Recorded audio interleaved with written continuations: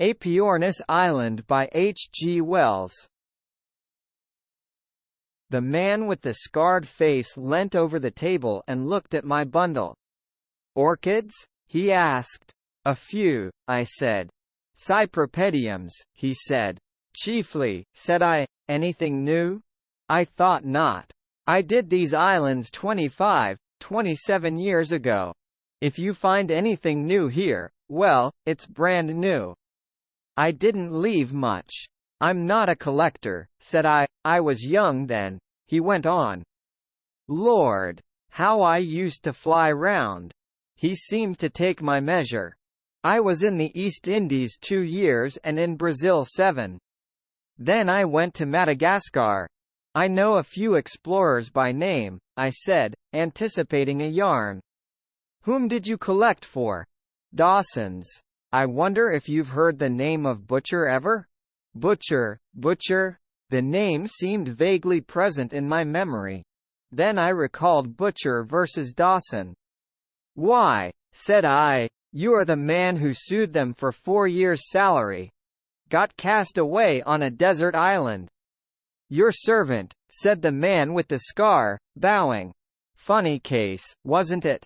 Here was me, making a little fortune on that island, doing nothing for it neither, and them quite unable to give me notice. It often used to amuse me thinking over it while I was there. I did calculations of it, big, all over the blessed atoll in ornamental figuring."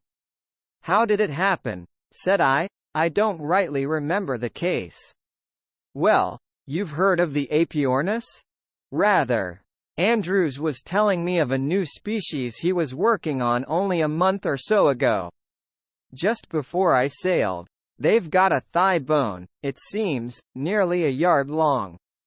Monster the thing must have been." "I believe you," said the man with the scar. "It was a monster. Sindbad's rock was just a legend of him. But when did they find these bones?" 3 or 4 years ago, 91, I fancy." "Why?" "Why? Because I found them. Lord! It's nearly 20 years ago. If Dawson's hadn't been silly about that salary they might have made a perfect ring in 'em. I couldn't help the infernal boat going adrift." He paused. "I suppose it's the same place. A kind of swamp about 90 miles north of Antananarivo. Do you happen to know? You have to go to it along the coast by boats. You don't happen to remember, perhaps?" "I don't. I fancy Andrews said something about a swamp. It must be the same. It's on the east coast. And somehow there's something in the water that keeps things from decaying. Like creosote it smells. It reminded me of Trinidad. Did they get any more eggs?" "Some of the eggs I found were 1.5 feet long. The swamp goes circling round, you know, and cuts off this bit. It's mostly salt, too. Well, what a time I had of it. I found the things quite by accident. We went for eggs, me and 2 native chaps, in one of those rum canoes all tied together, and found the bones at the same time.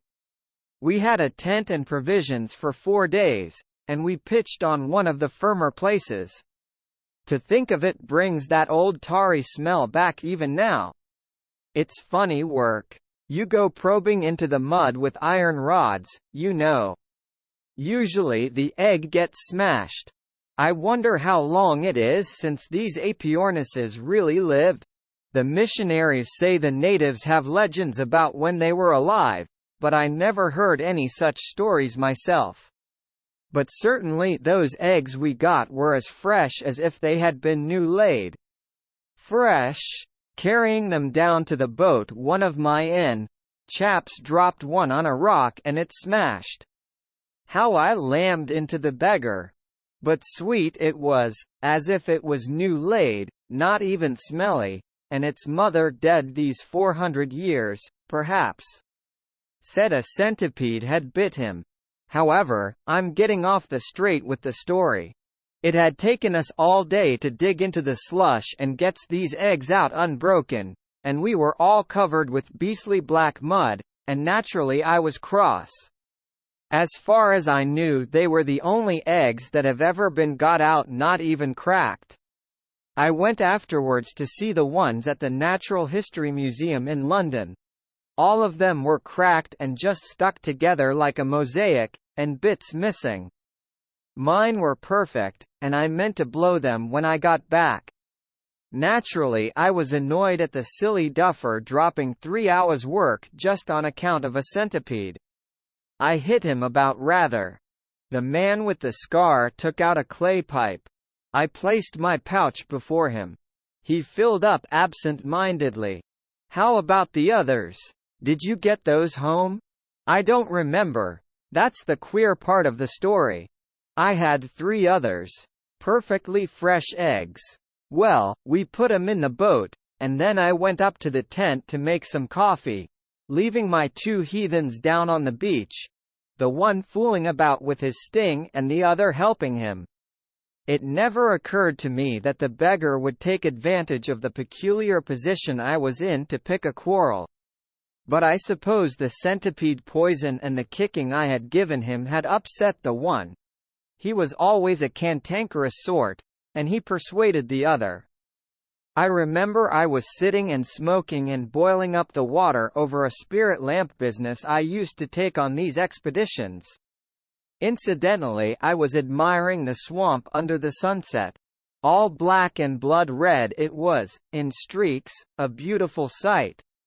And up beyond the land rose grey and hazy to the hills, and the sky behind them was red, like a furnace mouth. And 50 yards behind the back of me was these blessed heathen, quite regardless of the tranquil air of things, plotting to cut off with the boat and leave me all alone with 3 days' provisions and a canvas tent, and nothing to drink whatsoever beyond a little keg of water. I heard a kind of yelp behind me, and there they were in this canoe affair. It wasn't properly a boat, and, perhaps, 20 yards from land. I realized what was up in a moment. My gun was in the tent, and, besides, I had no bullets, only duck shot. They knew that, but I had a little revolver in my pocket, and I pulled that out as I ran down to the beach. "Come back," says I, flourishing it. They jabbered something at me, and the man that broke the egg jeered. I aimed at the other, because he was unwounded and had the paddle, and I missed. They laughed. However, I wasn't beat. I knew I had to keep cool, and I tried him again and made him jump with the wang of it. He didn't laugh that time. The 3rd time I got his head, and over he went, and the paddle with him. It was a precious lucky shot for a revolver. I reckon it was 50 yards. He went right under. I don't know if he was shot, or simply stunned and drowned. I began to shout to the other chap to come back, but he huddled up in the canoe and refused to answer. So I fired out my revolver at him and never got near him.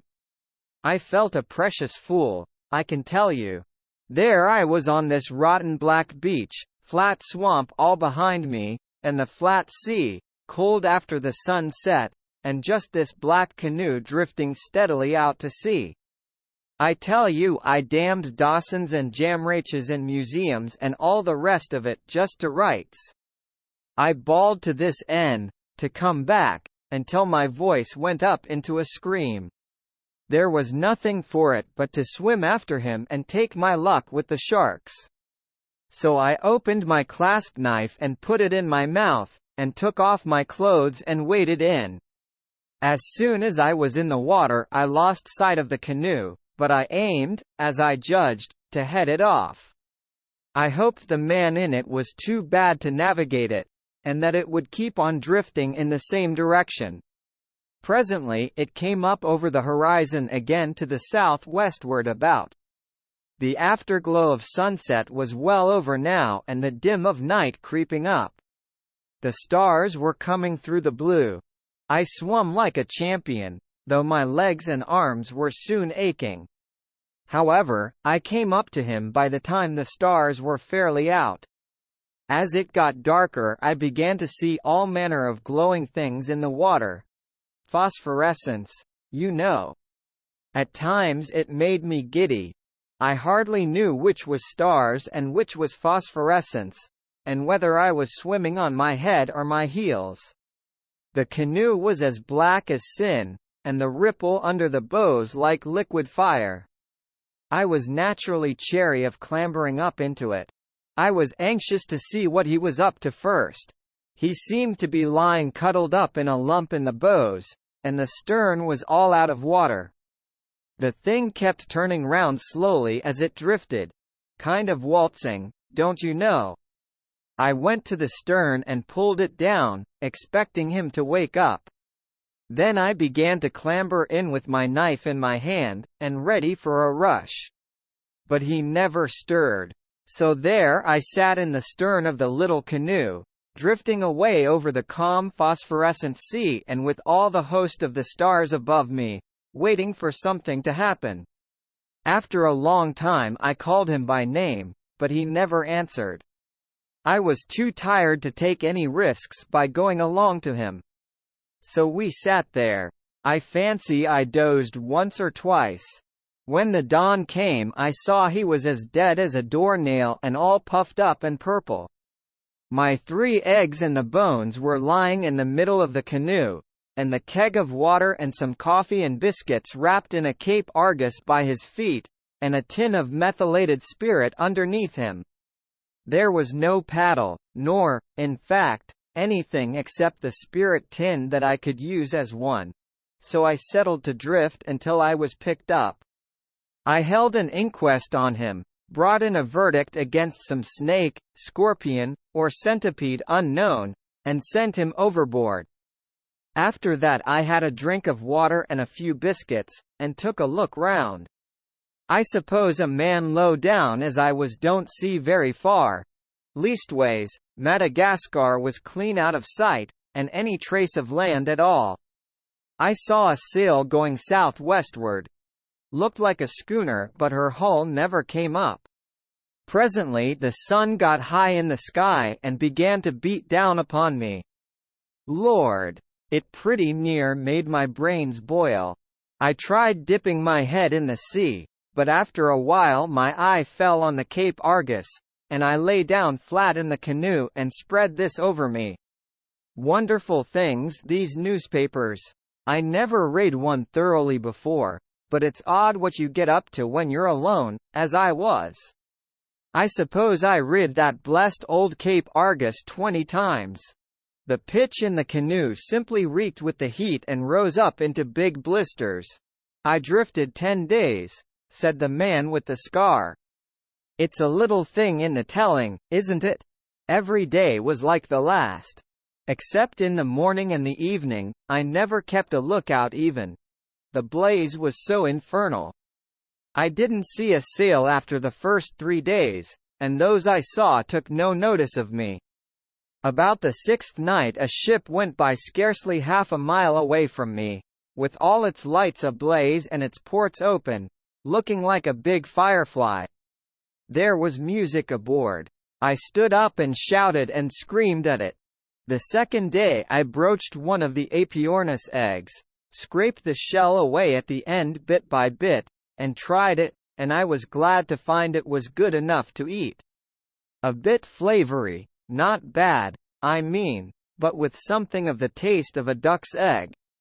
There was a kind of circular patch, about 6 inches across, on one side of the yolk, and with streaks of blood and a white mark like a ladder in it that I thought queer, but I did not understand what this meant at the time, and I wasn't inclined to be particular. The egg lasted me 3 days, with biscuits and a drink of water. I chewed coffee berries too, invigorating stuff. The second egg I opened about the 8th day, and it scared me. The man with the scar paused. Yes, he said, developing. I dare say you find it hard to believe. I did, with the thing before me. There the egg had been, sunk in that cold black mud, perhaps 300 years. But there was no mistaking it. There was the, what is it? embryo, with its big head and curved back, and its heart beating under its throat, and the yolk shriveled up and great membranes spreading inside of the shell and all over the yolk. Here was I hatching out the eggs of the biggest of all extinct birds, in a little canoe in the midst of the Indian Ocean. If old Dawson had known that, it was worth 4 years' salary. What do you think? However, I had to eat that precious thing up, every bit of it, before I sighted the reef, and some of the mouthfuls were beastly unpleasant. I left the third one alone. I held it up to the light, but the shell was too thick for me to get any notion of what might be happening inside. And though I fancied I heard blood pulsing, it might have been the rustle in my own ears, like what you listen to in a seashell. Then came the atoll, came out of the sunrise, as it were, suddenly, close up to me. I drifted straight towards it until I was about half a mile from shore, not more, and then the current took a turn, and I had to paddle as hard as I could with my hands and bits of the Aepyornis shell to make the place. However, I got there. It was just a common atoll about 4 miles round, with a few trees growing and a spring in one place, and the lagoon full of parrotfish. I took the egg ashore and put it in a good place, well above the tide lines and in the sun, to give it all the chance I could, and pulled the canoe up safe, and loafed about prospecting. It's rum how dull an atoll is. As soon as I had found a spring, all the interest seemed to vanish. When I was a kid I thought nothing could be finer or more adventurous than the Robinson Crusoe business, but that place was as monotonous as a book of sermons. I went round finding eatable things and generally thinking, but I tell you I was bored to death before the first day was out. It shows my luck, the very day I landed the weather changed. A thunderstorm went by to the north and flicked its wing over the island, and in the night there came a drencher and a howling wind slap over us. It wouldn't have taken much, you know, to upset that canoe. I was sleeping under the canoe, and the egg was luckily among the sand higher up the beach, and the first thing I remember was a sound like 100 pebbles hitting the boat at once, and a rush of water over my body. I'd been dreaming of Antananarivo, and I sat up and helloed to Intashi to ask her what the devil was up, and clawed out at the chair where the matches used to be. Then I remembered where I was. There were phosphorescent waves rolling up as if they meant to eat me, and all the rest of the night as black as pitch. The air was simply yelling. The clouds seemed down on your head almost, and the rain fell as if heaven was sinking and they were bailing out the waters above the firmament. One great roller came writhing at me, like a fiery serpent, and I bolted. Then I thought of the canoe, and ran down to it as the water went hissing back again. But the thing had gone. I wondered about the egg, then, and felt my way to it. It was all right and well out of reach of the maddest waves, so I sat down beside it and cuddled it for company. Lord! What a night that was! The storm was over before the morning. There wasn't a rag of cloud left in the sky when the dawn came, and all along the beach there were bits of plank scattered, which was the disarticulated skeleton, so to speak, of my canoe. However, that gave me something to do, for taking advantage of 2 of the trees being together, I rigged up a kind of storm shelter with these vestiges. And that day the egg hatched. Hatched, sir, when my head was pillowed on it and I was asleep. I heard a whack and felt a jar and sat up, and there was the end of the egg pecked out and a rum little brown head looking out at me. Lord! I said, you're welcome, and with a little difficulty he came out. He was a nice friendly little chap at first, about the size of a small hen, very much like most other young birds, only bigger. His plumage was a dirty brown to begin with a sort of grey scab that fell off it very soon, and scarcely feathers, a kind of downy hair. I can hardly express how pleased I was to see him. I tell you, Robinson Crusoe don't make near enough of his loneliness. But here was interesting company. He looked at me and winked his eye from the front backward, like a hen, and gave a chirp and began to peck about at once, as though being hatched 300 years too late was just nothing. "Glad to see you, Man Friday," says I, for I had naturally settled he was to be called Man Friday if he ever was hatched, as soon as ever I found the egg in the canoe had developed. I was a bit anxious about his feed, so I gave him a lump of raw parrotfish at once. He took it, and opened his beak for more. I was glad of that, for, under the circumstances, if he'd been at all fanciful, I should have had to eat him after all. And he grew. You could almost see him grow. And as I was never much of a society man, his quiet, friendly ways suited me to a T. For nearly 2 years we were as happy as we could be on that island. I had no business worries, for I knew my salary was mounting up at Dawson's.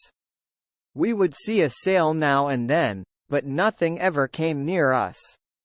I amused myself, too, by decorating the island with designs worked in sea urchins and fancy shells of various kinds.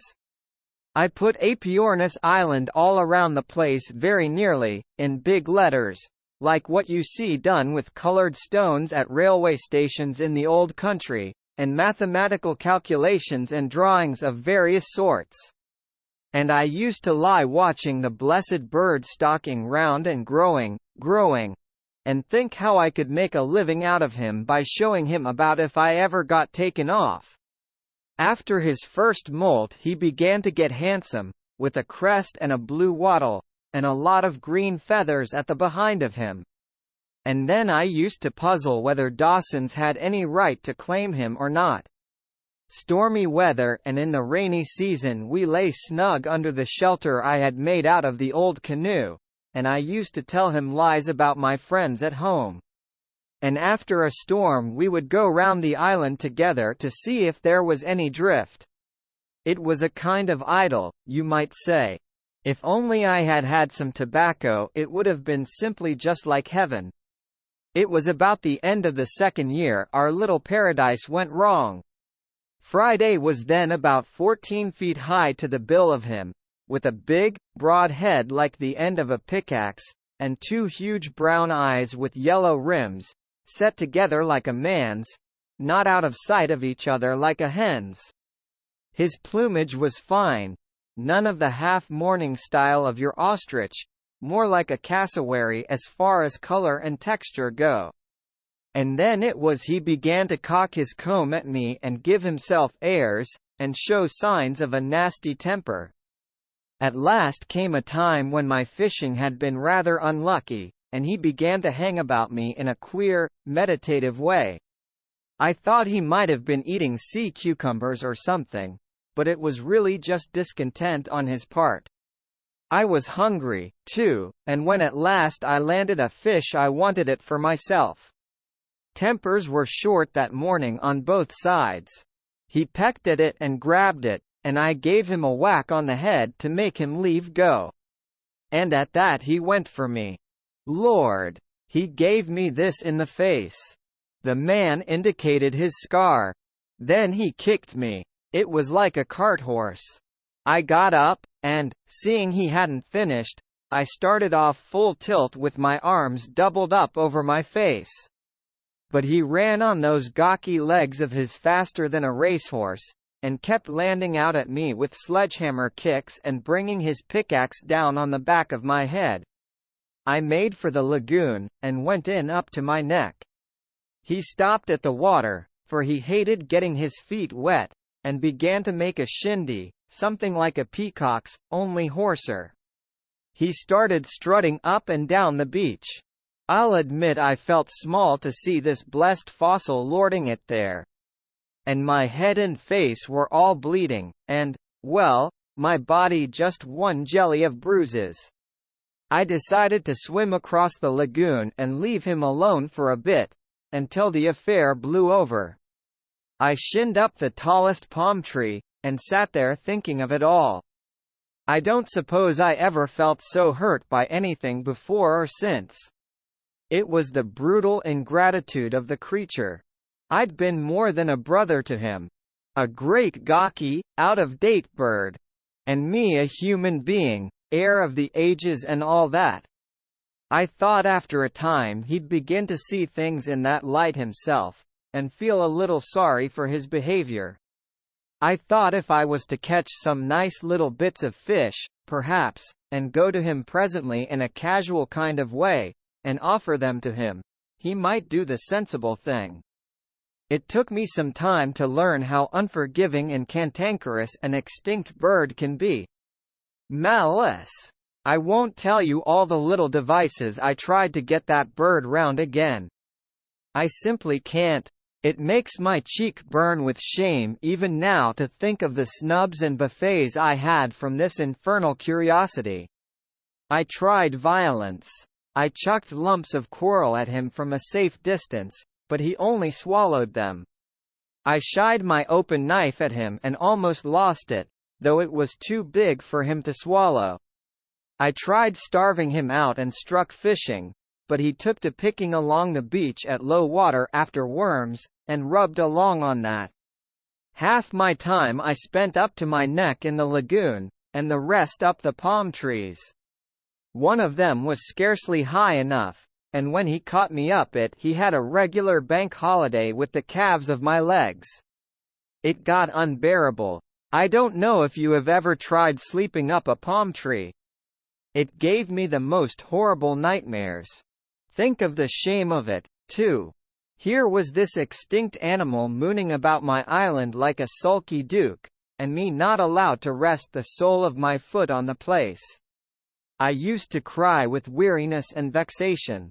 I told him straight that I didn't mean to be chased about a desert island by any damned anachronisms.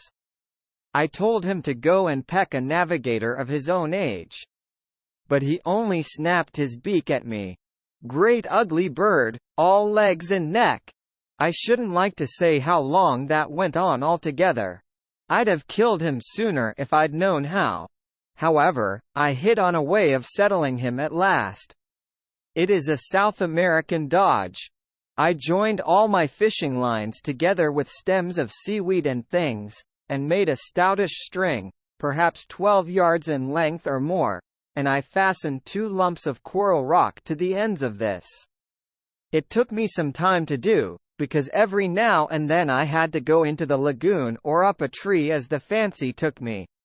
This I whirled rapidly round my head, and then let it go at him. The first time I missed, but the next time the string caught his legs beautifully, and wrapped round them again and again. Over he went. I threw it standing waist deep in the lagoon, and as soon as he went down I was out of the water and sawing at his neck with my knife. I don't like to think of that even now. I felt like a murderer while I did it, though my anger was hot against him. When I stood over him and saw him bleeding on the white sand, and his beautiful great legs and neck writhing in his last agony, paw! With that tragedy, loneliness came upon me like a curse. Good Lord! You can't imagine how I missed that bird. I sat by his corpse and sorrowed over him, and shivered as I looked round the desolate, silent reef. I thought of what a jolly little bird he had been when he was hatched, and of 1,000 pleasant tricks he had played before he went wrong. I thought if I'd only wounded him I might have nursed him round into a better understanding. If I'd had any means of digging into the coral rock I'd have buried him. I felt exactly as if he was human. As it was, I couldn't think of eating him, so I put him in the lagoon, and the little fishes picked him clean. I didn't even save the feathers. Then one day a chap cruising about in a yacht had a fancy to see if my atoll still existed. He didn't come a moment too soon, for I was about sick enough of the desolation of it, and only hesitating whether I should walk out into the sea and finish up the business that way, or fall back on the green things. I sold the bones to a man named Winslow, a dealer near the British Museum, and he says he sold them to old Havers. It seems Havers didn't understand they were extra large, and it was only after his death they attracted attention. They called him Aepyornis. What was it? Aepyornis vastus, said I. It's funny, the very thing was mentioned to me by a friend of mine. When they found an Aepyornis with a thigh a yard long, they thought they had reached the top of the scale, and called him Aepyornis maximus.